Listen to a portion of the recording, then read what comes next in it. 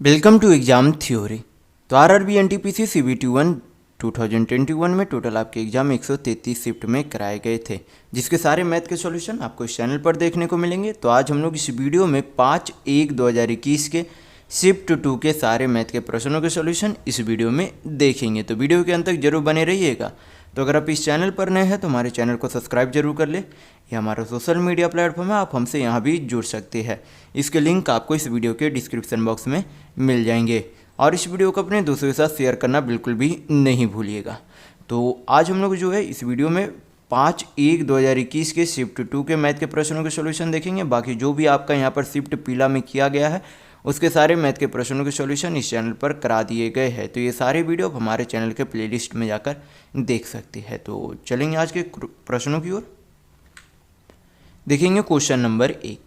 यहाँ पर क्वेश्चन में दिया गया है कि sign A plus cos A का whole square -2 sign A into cos A का कितने के बराबर होगा। तो यहाँ पर जो है क्या है, एक तरीके से ए प्लस बी के होल स्क्वायर का आपका फार्मूला पता होना चाहिए। फार्मूला आपका क्या हो जाता है, A square plus B square plus 2ab होता है। तो ये फार्मूला ध्यान रखिएगा। तो क्या करेंगे, इसी फार्मूला पे इसे तोड़ देंगे तो आपका क्या हो जाएगा, साइन स्क्वायर ए प्लस आपका क्या हो जाएगा, कॉस स्क्वायर ए। यहाँ पर प्लस का साइन है तो प्लस 2ab हो जाएगा। तो +2 ए आपका कितना है, साइन ए है, यानी कि ए का मान है साइन ए और बी का मान क्या है आपका कॉस ए। और इधर आपका क्या दिया गया था, -2 sign A, 2 sign A into cos A दिया गया था। तो +2 sign plus sign A cos A minus sine cos A आपका क्या हो जाएगा, यहाँ पर से कट जाएगा। तो आपका क्या बच गया, साइन स्क्वायर ए प्लस कॉस स्क्वायर ए। या साइन स्क्वायर ए प्लस कॉस स्क्वायर का वैल्यू कितना हो जाता है, 1 वैल्यू होता है। तो यहाँ पर आपका ऑप्शन नंबर 1 बिल्कुल सही होगा। नेक्स्ट क्वेश्चन देखेंगे, क्वेश्चन नंबर 2। यहाँ पर क्वेश्चन में दिया गया है कि एक समचतुर्भुज का क्षेत्रफल यानी कि एक रोम्बस का क्षेत्रफल जो है 96 सेंटीमीटर स्क्वायर है और इसके विकर्ण की लंबाई यानी कि एक विकर्ण, एक जो डायगोनल है उसकी लंबाई कितनी दी गई है, 16 सेंटीमीटर। तो आपसे पूछा जा रहा है कि इसकी भुजा की लंबाई कितनी होगी। तो यहाँ पर जो है सबसे पहले जो आपको पता होना चाहिए कि समचतुर्भुज यानी कि रोम्बस के सभी साइड क्या हो जाते हैं, इक्वल होते हैं। ये तो आपको सबसे पहले पता होना चाहिए। और ये जो दोनों डायगोनल होते हैं रोम्बस यानी कि समचतुर्भुज को, एक दूसरा जो डायगोनल होता है एक दूसरे को इक्वली बाइसेक्ट करते हैं। क्या करते हैं, इक्वली बाइसेक्ट करते हैं और एक दूसरे को 90 डिग्री एंगल पर बाइसेक्ट करते हैं। यानी कि हर एक पर जो है ये क्या करता है, 90 डिग्री एंगल पर बाइसेक्ट करता है। तो यहाँ पर से जो है बोला गया कि एक विकर्ण की लंबाई कितनी है, 16 है। एक विकर्ण की लंबाई 16 है, कुल क्षेत्रफल दिया गया। तो सबसे पहले जो आपको क्षेत्रफल का फार्मूला पता होना चाहिए। तो क्षेत्रफल का फार्मूला आपका क्या हो जाता है, half into d1 into d2 होता है, यानी कि पहला वाला डायगोनल इंटू दूसरा वाला डायगोनल। तो फार्मूला पे वैल्यू पुट करेंगे तो d2 का वैल्यू आ जाएगा। तो हाफ इंटू d1 आपका कितना है, 16, d2 का हमें वैल्यू निकालना है। टोटल क्षेत्रफल कितना दिया गया है, 96। हल करेंगे यहाँ पर से कितने बार में कट जाएगा, 16 × 96, यानी कि d2 आपका यहाँ पर से कितना आ गया, 12 सेंटीमीटर आ गया। तो अगर d2 12 सेंटीमीटर है तो मैंने यहाँ पर बोला कि समचतुर्भुज का जो डायगोनल होता है एक दूसरे को इक्वली बाइसेक्ट करते हैं। यानी कि अगर दूसरे डायगोनल की लंबाई 12 सेंटीमीटर है तो आधी कितनी हो जाएगी, ये आपकी लंबाई अगर यहाँ पर O मान लेते, ये A इसे B मान लेते तो OB की लंबाई कितनी हो जाएगी, OB की लंबाई 6 सेंटीमीटर हो जाएगी। और दूसरा डायगोनल यानी कि पहला डायगोनल की लंबाई कितनी दी गई थी, 16 सेंटीमीटर। तो यहाँ पर भी आधा का वैल्यू कितना हो जाएगा, यानी कि OA का वैल्यू कितना हो जाएगा, 8 सेंटीमीटर हो जाएगा। तो मैंने जो है कुछ ट्रिपलेट फॉर्म आपको याद रखने के लिए कहा था कि 8 और 6 का ट्रिपलेट फॉर्म यानी कि AB का वैल्यू यहाँ पर से आपका कितना आ जाएगा, 10 सेंटीमीटर आएगा। मैंने जो यहाँ पर काफ़ी बार आपको ट्रिपलेट बताया, जैसे कि 8 6 का क्या बनता है, 10 बनता है। उसी तरीके से 4 3 का 5 बनता है। 13 नहीं, आपका 12 5 का कितना बनता है, 13 बनता है। उसी तरीके से आपका हो गया यहाँ पर, आपका हो जाएगा यहाँ पर 24 10 का क्या बन जाता है, 26 बनता है। उसी तरीके से 24 और 7 का आपका कितना बन जाता है, 25 का बनता है। फिर आपका यहाँ पर जो है 26 24 तो मैंने बता दिया। इसी तरीके से आपको जो है कुछ ट्रिपलेट ये याद रखिएगा ताकि आप इस तरीके के प्रश्न को आसानी से हल कर पाए। तो 8 और 6 था, तो ये कितनी आ गई, भुजा की लंबाई 10 सेंटीमीटर। तो यहाँ पर आपका ऑप्शन नंबर 2 बिल्कुल सही होगा। तो अगर आपको वीडियो पसंद आ रहा है तो लाइक करते जरूर चलिएगा। नेक्स्ट क्वेश्चन देखेंगे, क्वेश्चन नंबर 3, यहाँ पर क्वेश्चन में दिया गया है कि 2 से 12 के बीच की संख्याओं का कितना भाग जो है भाज्य संख्याएं, यानी कि भाज्य संख्या यानी आपका क्या हो जाता है कंपोजिट नंबर। भाज्य संख्या यानी कि कंपोजिट नंबर। कंपोजिट नंबर जो है किसे कहते हैं, उस नंबर को कंपोजिट नंबर कहा जाता है जो कम से कम यानी कि जिस संख्या का कम से कम 3 फैक्टर होती है। जैसे कि हम यहाँ पर ऑप्शन में 4 लेते हैं तो 4 1 से भी कटेगा, 4 2 से भी कटेगा और 4 खुद 4 से भी कटेगा। तो ये आपका क्या है, एक कंपोजिट नंबर है। और सबसे छोटा कंपोजिट नंबर भी आपका क्या होता है 4 यानी कि 4 ही होता है। तो आपको ध्यान रखना है कि भाज्य संख्या यानी कि कंपोजिट नंबर उसे कहते हैं जिनका कम से कम 3 फैक्टर होना चाहिए। तो यहाँ पर आपसे पूछा जा रहा है कि 2 से लेकर 12 के बीच ऐसी कितनी संख्याएं जो क्या है भाज्य संख्याएं हैं। तो कितनी हो जाएगी, 2 तो नहीं है, 2 क्योंकि प्राइम नंबर आपका है, 3 नहीं है, आपका कौन कौन सा है, आपका 4 है, 6 है, 8 है, 10 है, आपका 9 भी है, सॉरी यहाँ पर 9 छूट गया तो थोड़ा सा, 9 भी है और कौन है 12। तो टोटल कितने संख्याएं जो कि भाज्य है, तो 6 संख्या है। कुल कितने में से 2 से लेकर 12 तक टोटल कितनी संख्या हो जाएंगी, 11 हो जाएंगे, क्योंकि एक को जो है पहले नहीं लिया गया, यानी कि 2 से लेकर 12 तक टोटल 11 संख्या। तो ये आपका 6/11 सही आंसर होगा। तो यहाँ पर आपका ऑप्शन नंबर 1 बिल्कुल सही होगा। नेक्स्ट क्वेश्चन देखेंगे, क्वेश्चन नंबर 4। यहाँ पर क्वेश्चन में दिया गया है कि 2 समरूप त्रिभुज यानी कि 2 सिमिलर ट्रायंगल है ABC और PQR का परिमाप क्रमशः जो है 36 सेंटीमीटर और 24 सेंटीमीटर है। यदि PQ बराबर 10 सेंटीमीटर है तो AB का माप क्या होगा। तो आपको पता होना चाहिए कि जब जो है 2 ट्रायंगल सिमिलर हो जाते हैं तो जिस अनुपात में उनकी भुजा की लंबाई होती है, आपको पता होना चाहिए कि अगर 2 ट्रायंगल सिमिलर यानी कि समरूप त्रिभुज है तो जिस अनुपात में उसकी भुजा की लंबाई होगी उसी अनुपात में उसकी क्या होगी परिमाप भी होगी, उसी के अनुपात में उसकी एरिया यानी कि क्षेत्रफल भी होगी, उसी के अनुपात में उसकी हाइट, उसकी के अनुपात में कोई अन्य भुजा की लंबाई भी होगी। तो ये आपको पता होना चाहिए समरूप त्रिभुज में। तो यहाँ पर क्या दिया गया कि ABC का परिमाप कितना है 36 है और PQR का जो है परिमाप कितना है 24 है। तो ये हम लोगों ने क्या निकाल लिया, दोनों ट्रायंगल के परिमाप का अनुपात। उसी अनुपात में क्या होना चाहिए, दोनों ट्रायंगल की भुजा की लंबाई भी होनी चाहिए। तो यहाँ पर जो है AB, क्योंकि AB का परिमाप हम लोगों ने ऊपर लिखा है तो AB की ही भुजा चलेगी, तो AB का भुजा हमें निकालना है तो ऊपर क्या कर देंगे AB लिख देंगे। नीचे क्या है, इधर आपकी परिमाप किसकी है PQR की, तो PQ की यहाँ पर लंबाई कितनी दी गई है तो 10 दी गई है, यहाँ पर 10 पुट कर देंगे, हल करेंगे आपकी AB की लंबाई आ जाएगी। तो हल कर लेते, 12 तिया 36 हो जाता है, 12 दूनी 24 चला गया, 2 से काटेंगे 10 को तो 5 बार में चला जाएगा। तो AB की लंबाई यहाँ पर से कितनी आ गई, क्रॉस गुना कर देंगे तो 5 तिया 15 सेंटीमीटर आएगी। तो यहाँ पर आपका ऑप्शन नंबर 1 बिल्कुल सही होगा। नेक्स्ट क्वेश्चन देखेंगे, क्वेश्चन नंबर 5।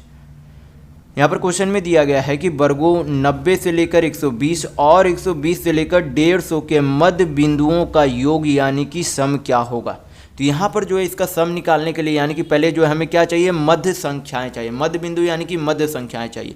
तो 90 से लेकर 120 को 90 से लेकर 120 तक टोटल कितनी संख्या हो जाएगी, 30 और 1 31।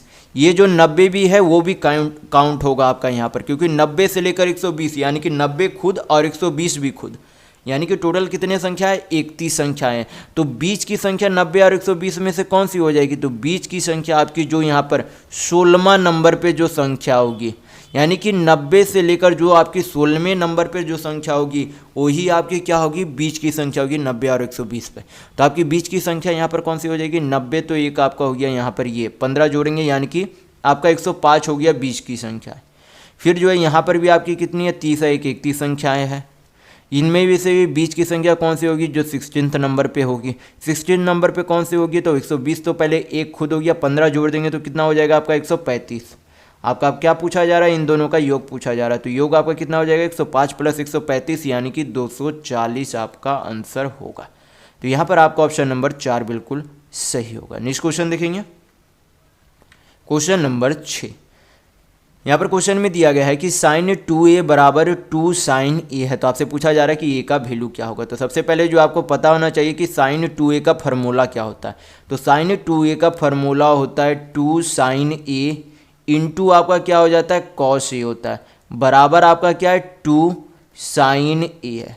ये आपका फार्मूला हो जाता है 2 साइन ए का, 2 sign A into cos A. तो ये फार्मूला ध्यान रखिएगा।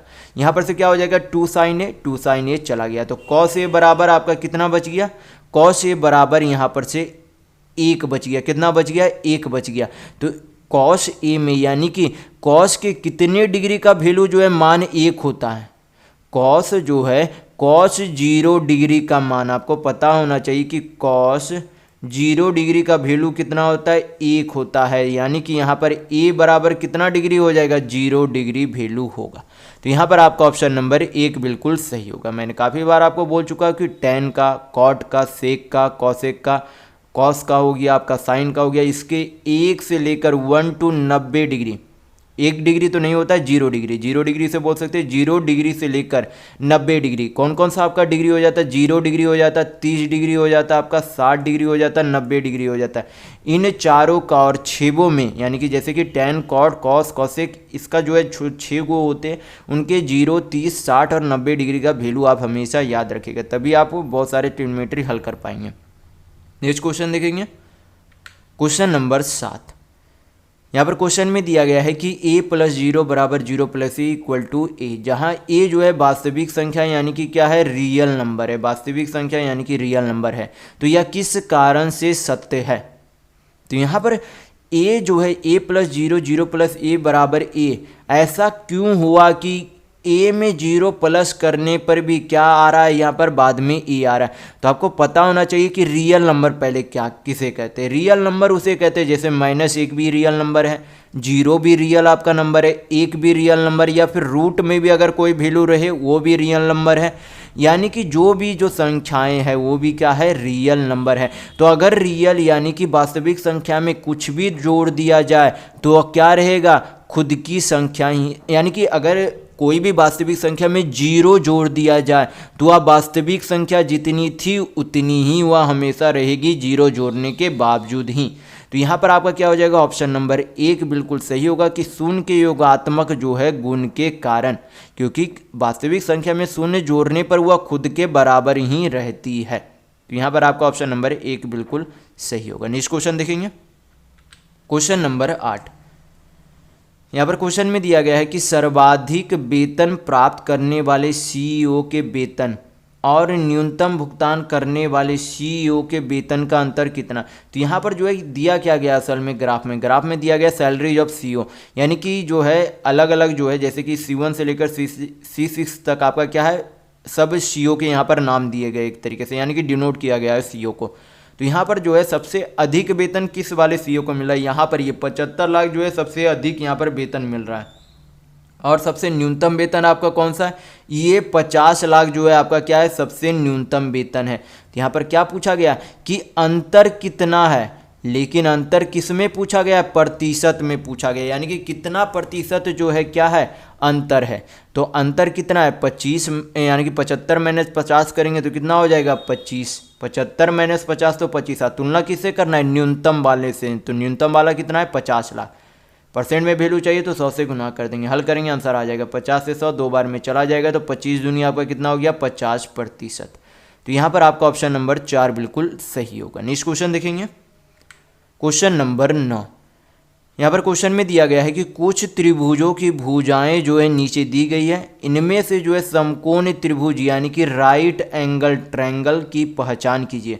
तो राइट एंगल ट्रायंगल किसे कहते हैं, अगर जो है हम लोग इसे जो है ए कह दे, इसे ए, इसे बी, इसे सी, तो राइट एंगल ट्रायंगल उसे कहा जाता है जिसे A² + B² बराबर किसके स्क्वायर हो जाए, C² के बराबर हो जाए, तभी आपका क्या बनता है, एक राइट एंगल ट्रायंगल यानी कि समकोण त्रिभुज बनता है। तो यहाँ पर चेक करेंगे 5 का स्क्वायर कितना होता है, 5 × 5 = 25, 5 का स्क्वायर कितना हो जाता है, 5 × 5 = 25, 25 25 तो 50 होना चाहिए, लेकिन 6 का स्क्वायर 36 होता है, यानी कि ये नहीं हो सकता।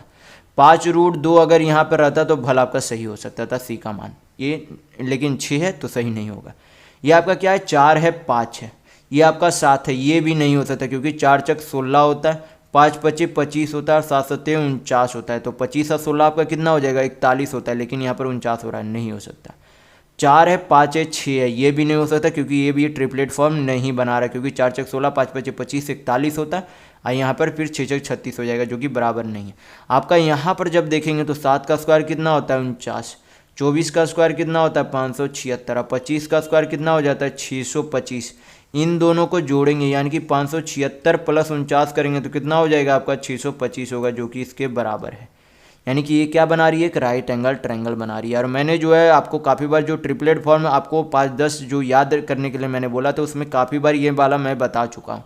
तो ट्रिपलेट फॉर्म आप कम से कम जो है 10 कुछ ऐसे होते हैं जो कि आपको ध्यान रखने होते हैं, और मैं काफ़ी बार आपको बता चुका हूँ। तो यहाँ पर आपका ऑप्शन नंबर 4 बिल्कुल सही होगा। नेक्स्ट क्वेश्चन देखेंगे, क्वेश्चन नंबर 10। यहाँ पर क्वेश्चन में दिया गया है कि कार द्वारा जो है मुंबई से पुणे जाते समय मुझे लगा कि एक टायर में 2 पंचर हैं। पूर्व अनुभव के आधार पर मुझे विश्वास था कि पहले पंचर से 9 मिनट में टायर की पूरी हवा निकल सकती है और दूसरे पंचर से 6 मिनट में टायर की पूरी हवा निकल सकती है। यदि हवा एक समान दर से निकलती है तो दोनों पंचर से एक साथ टायर की हवा कितने समय में निकल जाएगी। तो यहाँ पर करना कुछ नहीं है, इन दोनों अगर साथ में काम करेंगे तो कितना समय में उस हवा को निकाल देंगे, ये आपसे पूछा जाए। तो यहाँ पर जो है पहले वाले जो पंचर कितना मिनट में खाली कर सकते हैं हवा को, 9 मिनट में। दूसरे वाले पंचर 6 मिनट में खाली कर सकते हैं। 9 और 6 का एलसीएम कितना हो जाएगा, 9 और 6 का एलसीएम हो जाएगा यहाँ पर 9 चौक 36, तो कितना हो जाएगा 36। 36 को 9 से भाग करेंगे तो 4, यहाँ पर 9 दूनी 18, सॉरी 18 भी आपका एलसीएम हो जाएगा। तो 9 को जो है 18 को 9 से भाग करेंगे तो कितना आ जाएगा 2, और 18 को 6 से भाग करेंगे तो कितना आ जाएगा 3। यानी कि पहली वाली जो है यानी कि पहली वाली जो पंचर हुई उससे जो है 1 मिनट में 2 यूनिट खाली कर देती है, दूसरा वाले से यानी कि दूसरे वाले पंचर से 1 मिनट में 3 यूनिट खाली कर देती है। तो समय निकालने के लिए जो है मैंने क्या फार्मूला बताया था आपको, टोटल वर्क बाई इफिशियंसी होता है। यानी कि अगर ये समय निकालना है तो ये जो आपका एलसीएम होता है वही असल में क्या होता है, टोटल वर्क होता है। तो खाली हमें करना कितना है 18 यूनिट। अगर दोनों को एक साथ खोल दिया जाएगा तो कितने की यूनिट से खाली किया जाएगा, तो ये 3 से ये 2 से, यानी कि टोटल 5 यूनिट की, यानी कि 5 की एफिशिएंसी से खाली करेंगे। हल करेंगे आपका आंसर आ जाएगा। पूर्णांक में हमें आंसर चाहिए तो पूर्णांक में आपका कितना आ जाएगा 5 तिया 15, 3 से इस बचा, यानी कि 3.3/5 दिन लगते हैं उन दोनों पंचर के द्वारा खाली किए जाने में। तो यहाँ पर आपका ऑप्शन नंबर 2 बिल्कुल सही होगा। नेक्स्ट क्वेश्चन देखेंगे क्वेश्चन नंबर 11। यहाँ पर क्वेश्चन में दिया गया है कि 35 लोग किसी काम को 24 दिनों में पूरा कर सकते हैं, लेकिन 6 दिनों तक जो है एक साथ काम करने के बाद उनके नियोक्ता चाहते थे कि कुल काम जो है कुल 16 दिनों में पूरा हो जाए। तो तय समय तक काम पूरा करने के लिए कितने अधिक लोगों की आवश्यकता होगी आपसे पूछा जा रहा है। तो यहाँ पर जो है मैंने जो है पहले वाली वीडियो में काफ़ी बार आपको बता चुका हूँ कि टोटल वर्क बराबर आपका क्या होता है, एक तो आपका हो जाता है इफिशियंसी इनटू टाइम, लेकिन एक आपका, और मैंने क्या बताया था, मैन इनटू डेज भी होता है, यानी कि आदमियों की संख्या इनटू दिनों की संख्या भी होती है टोटल वर्क निकालने के लिए। एक तो आपका हो जाता है इफिशियंसी इनटू टाइम और दूसरा आपका ये होता है, तो दोनों ध्यान रखिएगा। तो यहाँ पर जो है क्या दिया गया है कि 35 लोग हैं। शुरुआत में जो है किसी काम को कितने लोग कर रहे हैं मिलके, 35 लोग करके यानी कि 35 लोग मिलकर काम कर रहे हैं। और टोटल जो है कितने दिनों तक अभी काम किया गया, 6 दिनों तक काम किया गया। और कितने दिनों में, अगर 35 आदमी कुल काम करते हैं तो कितने दिनों में पूरा कर लेंगे, 24 दिन में। और अभी तक जो है कितने दिनों तक काम किया गया है, तो 6 दिनों तक किया गया, यानी कि कितने दिनों का काम बचा हुआ है। तो 24 में से 6 दिन का काम कर लिया गया, यानी कि बचा हुआ कितने दिन का काम है, 18 दिन का काम बचा है। यानी कि इतना काम क्या है, अभी भी बचा हुआ है। तो इसी काम को क्या बोलता है कि बोला जा रहा है कि वह जो है 24 दिन के जगह जो अब क्या चाहता है कि 16 दिन में ही काम पूरा हो जाए। कितने दिन में, 16 दिन में ही काम पूरा हो जाए। लेकिन 16 दिन में से 6 दिन तो यहाँ पर ही आपके द्वारा ख़त्म कर दिया गया।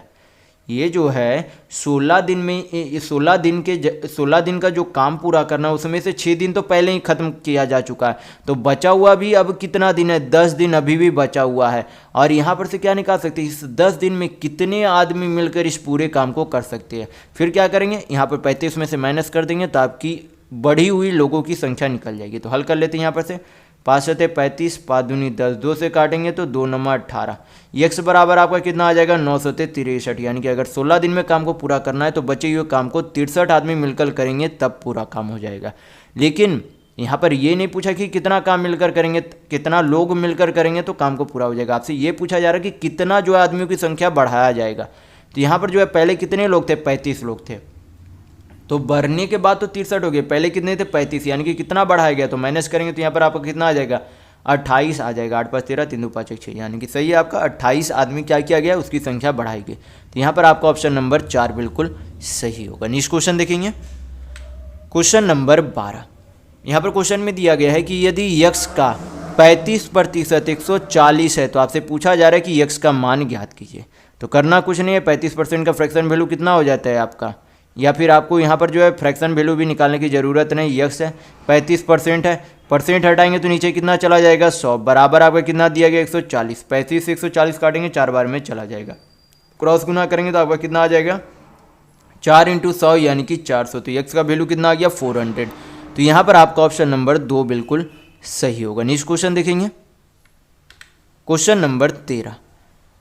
यहाँ पर जो आपका बोला जा रहा है क्वेश्चन में कि जब सूत्र का अर्थ प्रतीकात्मक है तो निम्नलिखित में से कौन सा विकल्प सही है। ए जो आपका क्या है, मिश्र धन को जो है आपको डिनोट करता है, पी से मूलधन यानी कि आपका प्रिंसिपल को डिनोट करता है, और एस आई से सिंपल इंटरेस्ट यानी कि साधारण ब्याज को डिनोट करता है। तो कौन सा जो है यहाँ पर इक्वेशन सही होगा, तो यहाँ पर आपसे पूछा जा रहा है। तो मैं जो है काफ़ी बार एक बता चुका हूँ कि प्रिंसिपल यानी कि, या फिर बोल सकते कि अमाउंट बराबर प्रिंसिपल प्लस आपका क्या हो जाता है सिंपल इंटरेस्ट हो जाता है। तो ये जो है मैं काफ़ी बार आपको पहले वाली वीडियो में बता चुका। तो ये आपका क्या दिया गया यहाँ पर प्रिंसिपल माइनस अमाउंट बराबर 2SI दिया गया, यानी कि ये गलत है, ये तो नहीं हो सकता। अगर इसका जो है उल्टा रहता या फिर यहाँ पर एक तरीके से आपका क्या हो जाता है, यहाँ पर आपका -SI रहता तो तब आपका क्या हो जाता सही हो जाता, लेकिन 2SI ये गलत है। आपका यहाँ पर अमाउंट प्लस प्रिंसिपल है बराबर, तो आपका SI हो ही नहीं सकता। यानी कि यहाँ पर अगर P इसको इधर भेज दिया जाए यानी कि अमाउंट माइनस सिंपल इंटरेस्ट रहेगा, तब आपका क्या रहेगा प्रिंसिपल रहेगा, यानी कि ये भी गलत है। अमाउंट बराबर मैंने अभी आपको क्या बताया प्रिंसिपल यानी कि मूलधन प्लस सिंपल इंटरेस्ट होता है, यानी कि आपका ऑप्शन नंबर 3 बिल्कुल सही होगा। चौथा भी आपका सही नहीं हो सकता, क्योंकि आपका यहाँ पर क्या होना चाहिए था, प्लस की जगह माइनस होना चाहिए था, यानी कि अमाउंट माइनस सिंपल इंटरेस्ट होता तब आपका प्रिंसिपल होता। तो ऑप्शन नंबर 4 भी गलत है, ऑप्शन नंबर 3 आपका बिल्कुल सही होगा। नेक्स्ट क्वेश्चन देखेंगे, क्वेश्चन नंबर 14। यहाँ पर क्वेश्चन में दिया गया है कि एक बेलन और शंकु के आधार की त्रिज्या और ऊंचाई क्या है, एक समान है। तो आपसे पूछा जा रहा है कि बेलन और शंकु के आयतन का अनुपात क्या होगा। तो यहाँ पर जो है सबसे पहले आपको जो है दोनों के वॉल्यूम यानी कि आयतन का फार्मूला पता होना चाहिए। तो बेलन के आयतन का फार्मूला क्या हो जाता है πr²h, और आपका यहाँ पर शंकु के आयतन का फार्मूला हो जाता है 1/3 πr²h होता है। ये आपका दोनों फार्मूला है, तो फार्मूला ध्यान रखिएगा।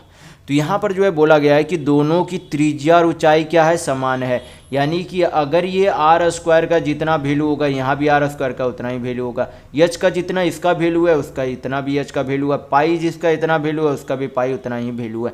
यानी कि ये क्या रहेगा, दोनों ही स्थितियों में कांस्टेंट रहेगा। यानी कि बच क्या गया, बेलन में तो 1 यूनिट बच गया, इसमें कितना बच गया 1/3। तो यहाँ पर आपका कितना आ जाएगा 3:1 आपका बिल्कुल सही आंसर होगा। तो यहाँ पर आपका ऑप्शन नंबर 1 बिल्कुल सही होगा, क्योंकि यहाँ पर जो है त्रिज्या और ऊंचाई बराबर बोल दी गई थी, तो ये आपका कोई भी परिवर्तन नहीं हो रहा है, तो उसके अनुपात में कोई भी फर्क नहीं पड़ेगा, क्योंकि दोनों चीज़ सेम है तो कट जाएगी। नेक्स्ट क्वेश्चन देखेंगे, क्वेश्चन नंबर 15। यहाँ पर दिया गया है 0.23 पर 23 पर क्या है रेकरिंग है, 0.22 पर क्या है रेकरिंग है। तो यहाँ पर जो है क्या किया जाता है, जितने पर रेकरिंग है यानी कि 23 है, जितनी संख्या पर रेकरिंग है उतनी क्या आ जाएगी, उतनी बार 9 नीचे लिख दिया जाएगा। तो 2 संख्या थी तो 2 बार नीचे 9 लिख देंगे, प्लस 22 है 22 यानी कि 2 अंकों पर जो है क्या है रेकरिंग है, तो 2 बार 9 लिख देंगे। जोड़ेंगे तो आपका कितना हो जाएगा यहाँ पर से 2 2 4 यानी कि 3 2 5, तो 45/99। तो यहाँ पर से आपका कितना हो जाएगा 0.45 यानी कि 45 पर क्या हो जाएगा रेकरिंग। इसे जो है हम लोग इस तरीके से भी लिख सकते हैं कि 0.45 यानी कि 454545। ये जो है रेकरिंग उसी चीज़ को डिनोट करता है कि ये क्या हो रहा है, कहीं भी इसका अंत नहीं है। इसी तरीके से 454545 क्या चला जा रहा है, इसी तरीके से हम लोग अनंत तक लिख सकते हैं इसे। तो यहाँ पर आपका ऑप्शन नंबर 3 बिल्कुल सही होगा। लेकिन जब रेकरिंग में इसे चेंज करना होता है तो जितने का यहाँ पर जो है संख्या कॉमन दिखती जाती है उसके क्या कर देते हैं उतने पर रेकरिंग लगा देते हैं। तो अगर उल्टा लिखना होगा तो आप इस तरीके से लिख सकते हैं। नेक्स्ट क्वेश्चन देखेंगे, क्वेश्चन नंबर 16। यहाँ पर क्वेश्चन में दिया गया है कि यदि 1/5√2 -7 बराबर a√2 + b है तो a और b का मान कितना होगा। तो यहाँ पर जो है सबसे पहले इसे जो है क्या करना होगा, रैशनलाइज करना होगा। तो रैशनलाइज करने के लिए क्या करेंगे, यहाँ पर जो है, यहाँ पर मैं आपको जो है पूरा डिटेल से बता देता हूँ कि कैसे रैशनलाइज किया जाता है। जैसे कि 5√2 है -7 है, रैशनलाइज करेंगे तो आपका क्या बन जाएगा 5√2 + 7 बटा नीचे कितना हो जाएगा 5√2 + 7।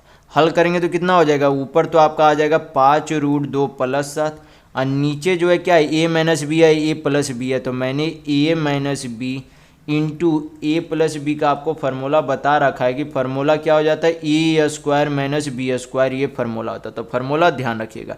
तो a² यहाँ पर आपका कितना है 5√2, तो 5√2 का स्क्वायर करेंगे तो कितना हो जाएगा 5 × 5 = 25 दूनी 50 माइनस, क्योंकि प्लस माइनस माइनस, और 700 तो कितना हो जाएगा 49। तो आपका यहाँ पर से नीचे कितना आ जाएगा 1 आ जाएगा, यानी कि बचा आपका यहाँ पर से वैल्यू कितना 5√2 + 7 बचा, और बराबर में आपका क्या था a√2 + b था। तो a का वैल्यू यहाँ पर से कितना आ गया 5 और b का वैल्यू कितना आ गया 7। तो a का वैल्यू 5 और b का वैल्यू 7 है। तो यहाँ पर आपका ऑप्शन नंबर 1 बिल्कुल सही होगा। नेक्स्ट क्वेश्चन देखेंगे क्वेश्चन नंबर 17। यहाँ पर जो है दिया गया है कि 2 पे पावर होल स्क्वायर, यहाँ पर फिर से होल स्क्वायर। तो यहाँ पर जो है इस तरीके के प्रश्न में जो है आपको जो है मैं दो तरह का इस तरीके के प्रश्न बताता हूँ ताकि जो है आपको बेहतर तरीके से समझ में आए। जैसे कि यहाँ पर जो है 2 पे पावर 2 रहे और इस तरीके से ब्रैकेट पे पावर 3 रहे, या फिर आपको इस तरीके से दे दिया रहा है कि 2 पे पावर 2 है, पे पावर 3 है। तो यहाँ पर जो है काफ़ी स्टूडेंट लोग समझ जाते हैं कि ये दोनों क्या है सेम है, लेकिन ये दोनों सेम नहीं है, आपको पता होना चाहिए। जब इस तरीके से ब्रैकेट में आपको दिया हुआ रहे तो यहाँ पर पावर, जब इस तरीके से ब्रैकेट में जब पावर रहता है तो पावर क्या हो जाती है गुना हो जाती है, यानी कि ये जो पावर क्या हो जाएगी 3 × 2 हो जाएगी। तो 2 पे पावर यहाँ पर कितनी हो जाएगी 3 दूनी 6, यानी कि 2 पे पावर 6 हो जाएगी।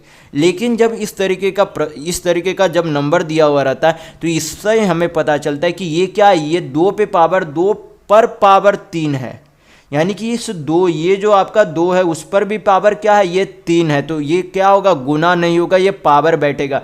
जैसे कि यहाँ पर क्या करेंगे 2 पे पावर 3 है तो 2 पे पावर क्यूब को जो है 2 पे पावर क्यूब को यहाँ पर तोड़ेंगे तो कितना हो जाएगा 2 दूनी 4 दूनी 8, यानी कि यहाँ पर आपका कितना आ जाएगा 2 पे पावर 8। तो आपको ध्यान देना ये दोनों जो है अलग होते हैं। काफ़ी स्टूडेंट सेम समझ जाते हैं, तो ये इसमें आप गलती नहीं कीजिएगा। परीक्षाओं में इस तरीके से डिफरेंस बनाकर पूछ लिए जाते हैं।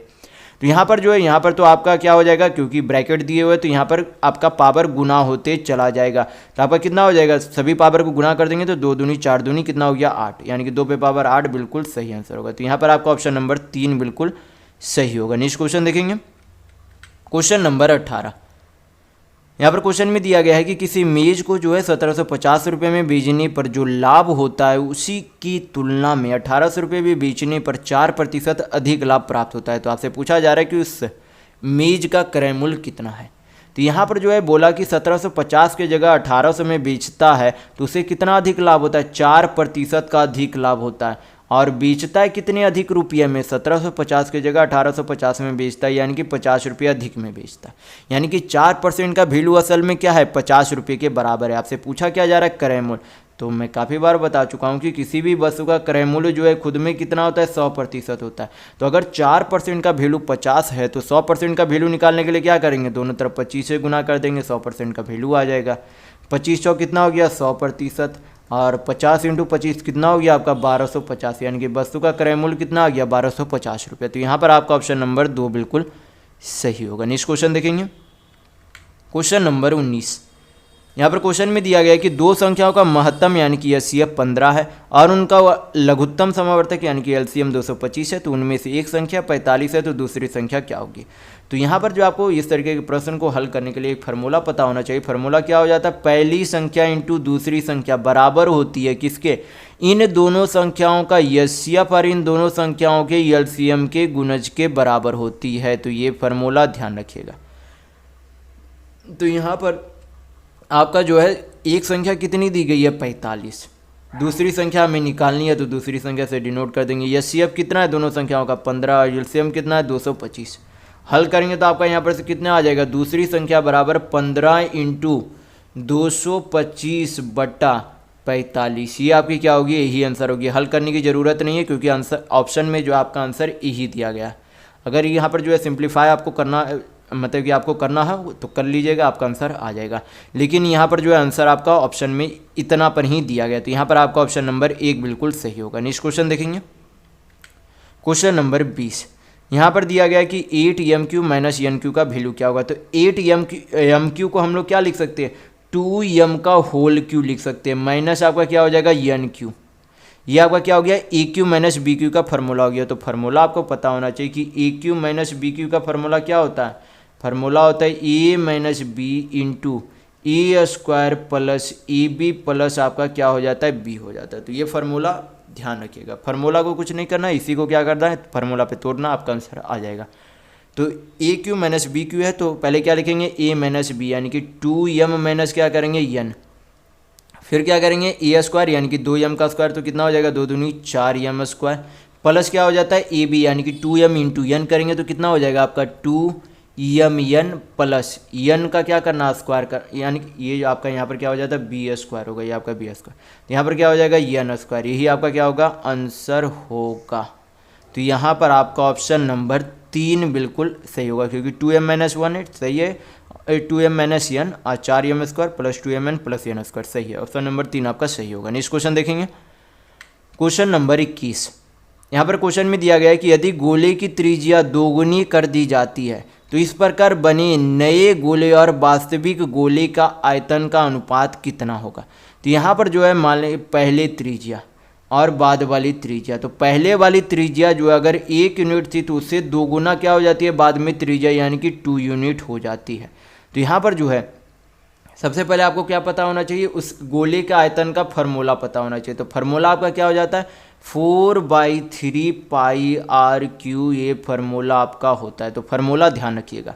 तो क्या करेंगे, त्रिज्या का वैल्यू अगर 1 यूनिट है तो यहाँ पर जो है, और ये जो आपको यहाँ पर 4/3 पाई लिखने की कोई भी ज़रूरत नहीं है क्योंकि ये दोनों स्थितियों में, क्योंकि दोनों गोला ही हैं, दोनों का आयतन का ही अनुपात चाहिए, तो दोनों में क्या होगा 4/3 कांस्टेंट रहेंगे, यानी कि दोनों क्या हो जाएगा कट जाएगा। तो कांस्टेंट है तो कट जाएंगे, यानी कि जो भी आपका यहाँ पर वैल्यू है अंतर आएगा आपका आर के ऊपर ही आपका आंसर आएगा। तो ये जो है गोले और वास्तविक गोले यानी कि जो चेंज करने पर गोले का आयतन और जो पहले वाले गोले का आयतन था उस हिसाब से आपका अनुपात पूछा जा रहा है। तो चेंज होने वाले जो है त्रिज्या कितनी है 2 यूनिट, 2 का क्यूब करेंगे क्योंकि यहाँ पर आर क्यूब है तो 2 का क्यूब करेंगे तो कितना हो जाएगा 2 दूनी 4 दूनी 8, और पहले वाली जो है त्रिज्या कितनी थी 1 यूनिट, तो 1 का क्यूब करेंगे तो कितना हो जाएगा 1, यानी कि 8:1 आपका सही आंसर होगा। तो यहाँ पर आपका ऑप्शन नंबर 3 बिल्कुल सही है। नेक्स्ट क्वेश्चन देखेंगे, क्वेश्चन नंबर 22। ये आपका क्या है सिंपल सा सिंप्लीफिकेशन का क्वेश्चन है, तो हल करेंगे हम लोग यहाँ पर से। यहाँ पर जो है 32 को 2 से भाग करेंगे कितना आएगा 16, 32 को 8 से भाग करेंगे तो कितना आएगा 4, हल कर लेंगे, बाकी जो बचा वो उसे क्या करेंगे पहले नीचे लिख लेते हैं, 32 माइनस 52 प्लस 16, 16 इंटू 4 करेंगे तो कितना आपका आ जाएगा 64, यानी कि 64 आपका आएगा। तो यहाँ पर 64 डायरेक्ट लिख लेंगे। तो यहाँ पर से आपका कितना आ जाएगा, प्लस प्लस को जोड़ देंगे तो 72 और 64 आपका कितना हो जाएगा 4 2 6 7 6 13, माइनस कितना 52, तो आपका कितना आ जाएगा 6 में से 2 गया 4, यहाँ पर से कितना हो जाएगा 8 5 13, यानी कि 84 आपका सही आंसर होगा। तो यहाँ पर आपका ऑप्शन नंबर 3 बिल्कुल सही होगा। नेक्स्ट क्वेश्चन देखेंगे, क्वेश्चन नंबर 23। यहाँ पर क्वेश्चन में दिया गया है कि अमरजीत सिंह जो है किसी कार को जो है 5 दिन में पूरा कर सकता है, अपने पुत्र की सहायता से वह उसी कार को 3 दिनों में पूरा कर सकता है। तो उसका पुत्र जो अकेले उस कार को कितने दिनों में पूरा कर सकते हैं ये आपसे पूछा जा रहा है। तो सबसे पहले आपको मैं बता चुका हूँ इसी वीडियो में कि समय निकालने का फार्मूला क्या होता है, टोटल वर्क बाई इफिशियंसी होता है।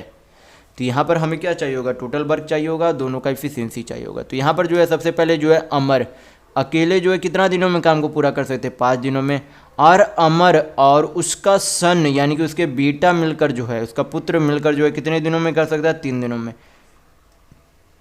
5 और 3 का एलसीएम कितना हो जाएगा 15, 15 को 5 से भाग करेंगे तो 3 आएगा, 15 को 3 से भाग करेंगे तो 5 आएगा। यानी कि जब दोनों मिलकर काम करते हैं तो एक दिन में 5 यूनिट काम करते हैं, लेकिन अमर अकेले काम करता है तो एक दिन में 3 यूनिट काम करता है।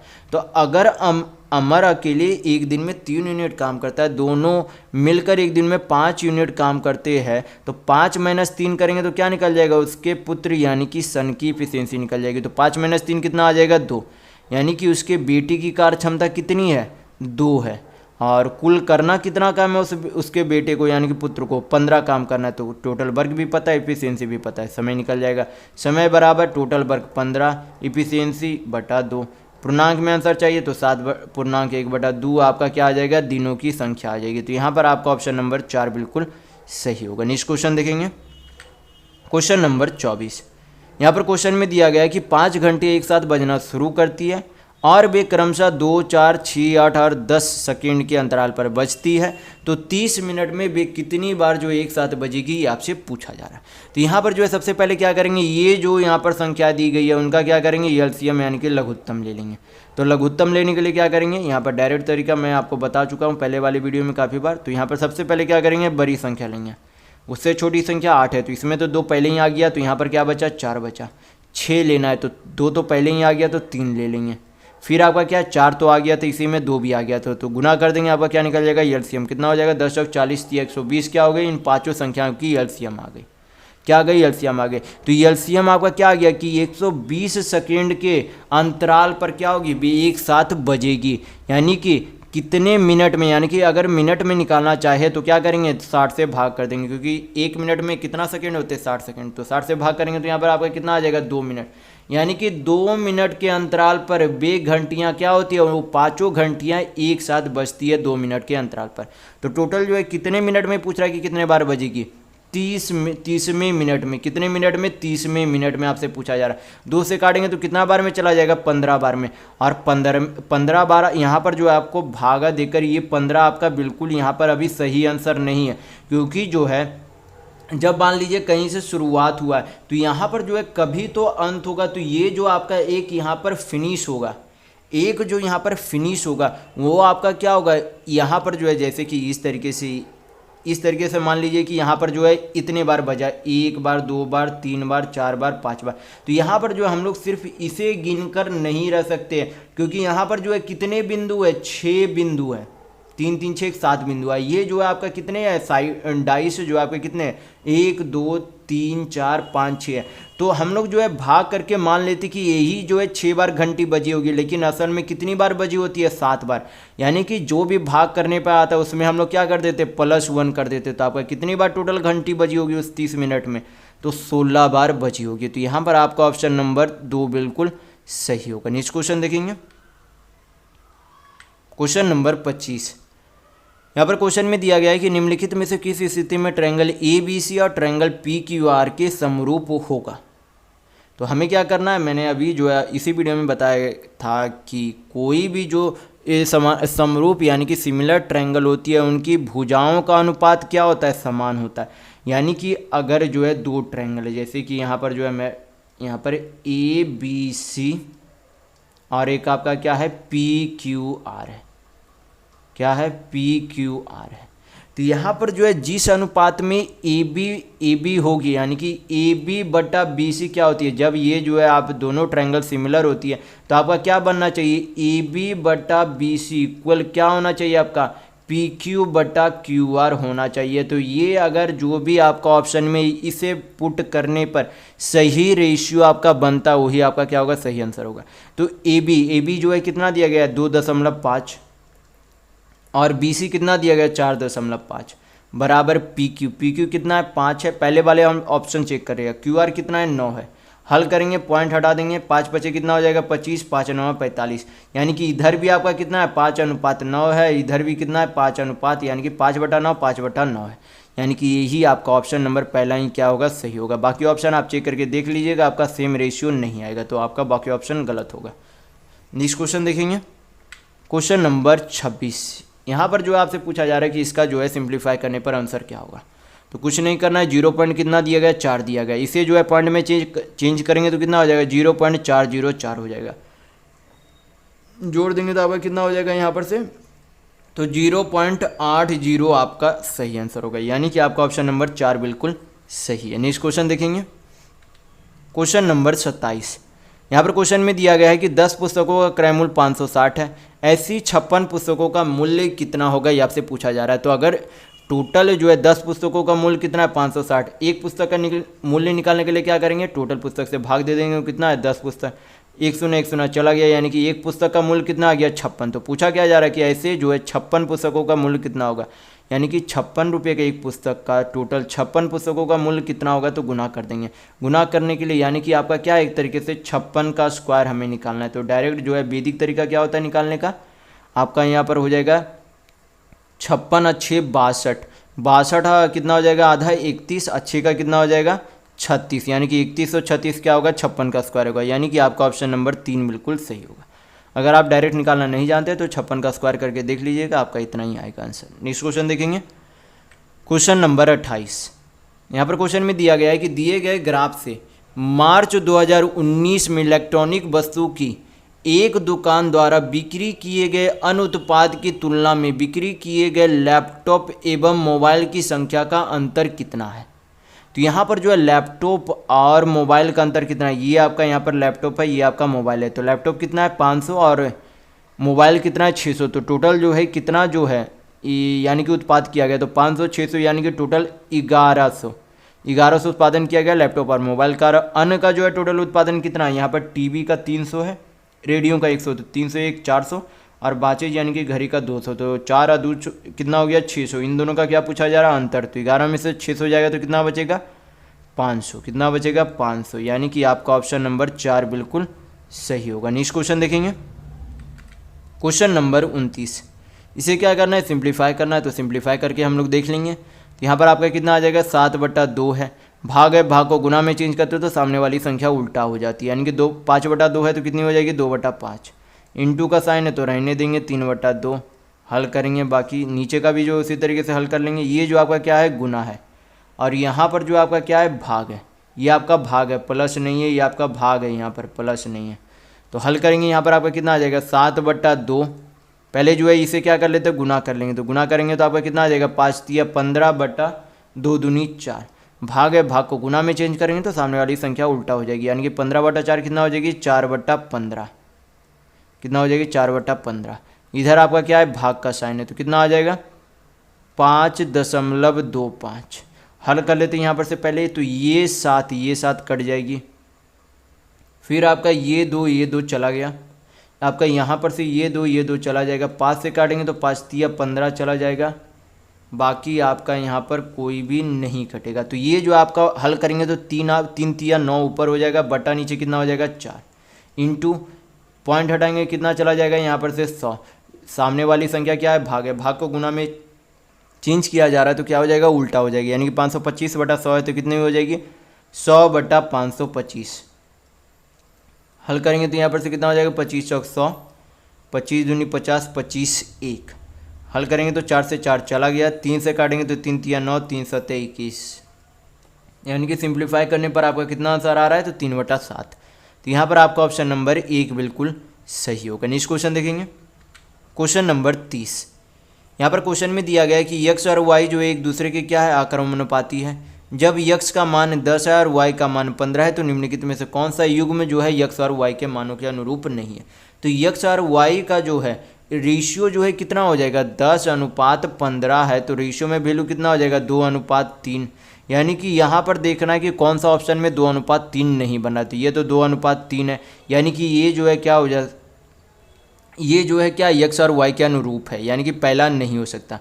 ये जो आपका क्या दिख रहा है ये आपका 2:3 के अनुरूप नहीं है, यानी कि आपका ऑप्शन नंबर यहाँ पर 2 बिल्कुल सही होगा, क्योंकि आपसे यहाँ पर निकालना था कि कौन नहीं है, ये नहीं पूछा जा रहा कि कौन है कौन नहीं है, यानी कि आपका ऑप्शन नंबर 2 बिल्कुल सही होगा। बाकी भी आप चेक कर सकते हैं, इसे काटेंगे तो 4 दूनी 8, 4 × 12, यानी कि 2:3 बन रहा है। यहाँ पर से भी काटेंगे तो कितना बार में चला जाएगा ये आपका 12.5 से 2 12.5 तिया, यानी कि ये 3 बार में चला जाएगा। 12.5 से काटेंगे तो यहाँ भी 2:3 बन रहा है, यानी कि आपका ऑप्शन नंबर यहाँ पर 2 बिल्कुल सही होगा। नेक्स्ट क्वेश्चन देखेंगे क्वेश्चन नंबर 31। यहाँ पर क्वेश्चन में दिया गया है कि एक 100 मीटर चौड़ी सड़क के दोनों ओर समान ऊंचाई की 2 दीवारें हैं। सड़क पर किसी बिंदु से 2 सीढ़ियाँ दोनों दीवारों पर जो इस प्रकार रखी गई है कि उस बिंदु के दोनों दीवारों के शीर्ष का उन्नयन कोण 60 डिग्री और 30 डिग्री है। तो दोनों में से लंबी वाली सीढ़ी की लंबाई कितनी है। तो इसे जो है सबसे पहले यहाँ पर क्या करेंगे डायग्राम बना लेंगे। तो यहाँ पर जो है 2 दीवारें हैं, दोनों दीवारें क्या है बराबर है, और इन दोनों के बीच की दूरी कितनी है इन दोनों के बीच एक सड़क है जिसकी जो है लंबाई यानी कि चौड़ाई कितनी है, 100 मीटर है। यानी कि इन दोनों दीवारों के बीच की जो है 100 मीटर की दूरी है। तो यहाँ पर से बोला गया कि अगर कोई बिंदु है तो एक जब इस पॉइंट से इसका उन्नयन कोण बनाता है तब जो है कितना बनाता है, 60 डिग्री बनाता है, और दूसरे वाले से जब इसका उन्नयन कोण बनाता है तो कितना बनाता है, 30 डिग्री बनाता है।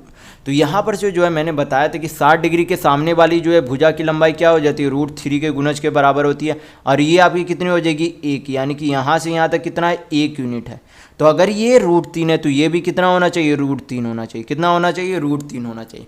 लेकिन 30 डिग्री के सामने का जो है भुजा की लंबाई कितनी हो जाती है, 1 यूनिट होती है, यानी कि इसका जो है 1 यूनिट का वैल्यू कितना है, √3 के बराबर है। तो ये असल में क्या होता है, ये असल में जो है यहाँ पर जो है अगर 1 यूनिट मान हो जाता है तो ये नीचे वाले का यहाँ से लेकर यहाँ तक कितने का मान होता है, √3 मान होता है। लेकिन यहाँ पर जो है 1 यूनिट का मान √3 है, तो √3 का मान कितना हो जाएगा, 3 हो जाएगा। यानी कि असल में ये कितना है, 3 है, और यहाँ से लेकर यहाँ तक कितना है, 1 है। यानी कि टोटल कितना है लंबाई है, यहाँ से लेकर यहाँ तक जो है टोटल कितनी लंबाई आ गई, यहाँ पर से 4 यूनिट आ गया। 4 यूनिट बराबर कितनी दी गई है, यहाँ पर से 100 मीटर दी गई है। तो 1 यूनिट बराबर लंबाई कितनी आ गई, 25 मीटर। हमें क्या चाहिए कि ये जो है, ये जो सीढ़ी है वो सबसे अधिक जो है, यानी कि कौन सी जो है सीढ़ी सबसे बड़ी है। तो यहाँ पर जो है सीढ़ी की सबसे बड़ी लंबाई निकालने के लिए जो है क्या करेंगे, यहाँ पर से जो आपका क्या हो जाएगा, क्योंकि ये जो है √3 है, ये 1 है, तो ये आपका क्या बनेगा, 2 यूनिट बनेगा। लेकिन यहाँ पे √3 है, यहाँ पे 3 है, यानी कि 3 तिया 9 3 12, तो 12 दूनी 4 तिया 12, यानी कि ये 2√3 लंबाई बनेगी। यानी कि ये तो 2 है, ये 2 यूनिट लंबाई, ये 2√3 लंबाई, यानी कि सबसे लंबी वाली सीढ़ी कौन है, ये वाली जो सीढ़ी है वो सबसे लंबी है।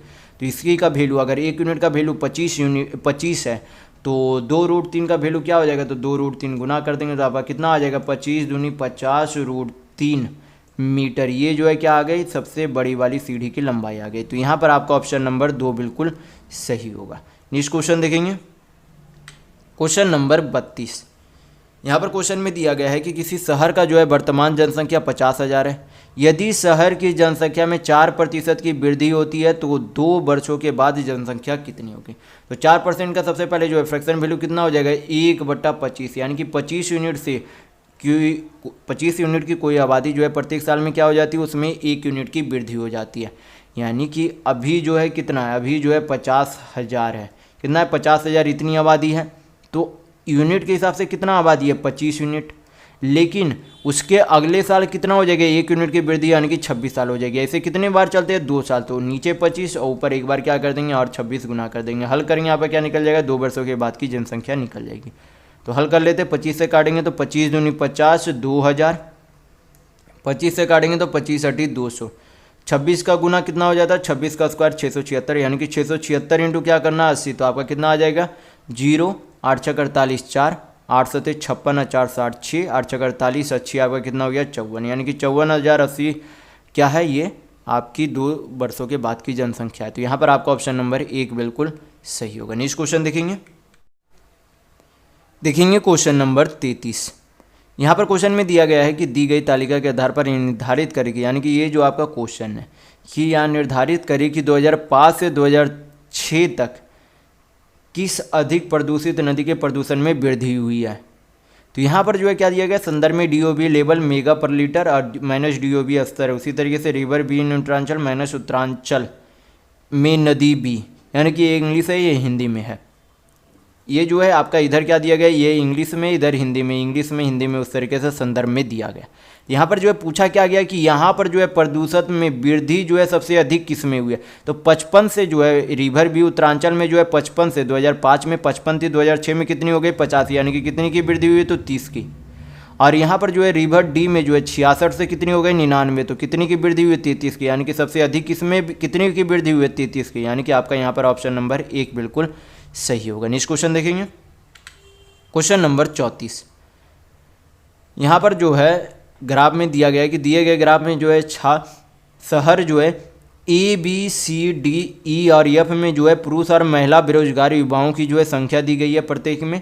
तो आपसे पूछा जा रहा है कि सभी शहरों में कुल बेरोजगार महिला और जो है कुल बेरोजगार पुरुषों की संख्या का अनुपात कितना होगा। तो हमें क्या निकालना होगा, कुल जो है महिला की संख्या जो कि बेरोजगार है और कुल पुरुषों की संख्या जो कि बेरोजगार है उनका अनुपात चाहिए। तो पहले क्या हमें महिला की चाहिए, तो हम पहले महिला के निकाल लेंगे। ये 50 है, 60 है, 70 है, 50 है, 30 है, ये फिर 80 है। सभी को क्या करेंगे, जोड़ लेंगे यहाँ पर। तो आपका कितना आ जाएगा, 60 50 110, 70 180, 50 230, 30 260, 260 80 कितना करेंगे तो कितना हो जाएगा 340।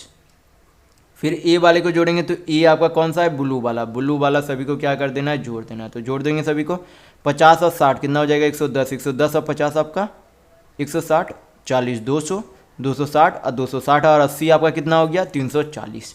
यानी कि जो बेरोजगार महिला की संख्या वो कितनी है 340 और बेरोजगार पुरुष की संख्या भी कितनी है 340 ही है। यानी कि ये आपका क्या बन गया 1:1 यानी कि 1:1। तो यहाँ पर आपका ऑप्शन नंबर 4 बिल्कुल सही होगा। तो इस वीडियो में बस इतना ही। अगर आपको वीडियो पसंद आया तो लाइक कीजिएगा, नए हैं तो चैनल को सब्सक्राइब जरूर कर लीजिएगा। ये हमारा सोशल मीडिया प्लेटफॉर्म है, आप हमसे यहाँ भी जुड़ सकते हैं। इसके लिंक आपको इस वीडियो के डिस्क्रिप्शन बॉक्स में मिल जाएंगे। और इस वीडियो को अपने दोस्तों के साथ शेयर करना बिल्कुल भी नहीं भूलिएगा। तो वीडियो में बस इतना ही। वीडियो के अंत तक बने रहने के लिए बहुत बहुत धन्यवाद। आशा करता हूँ आपका दिन शुभ हो।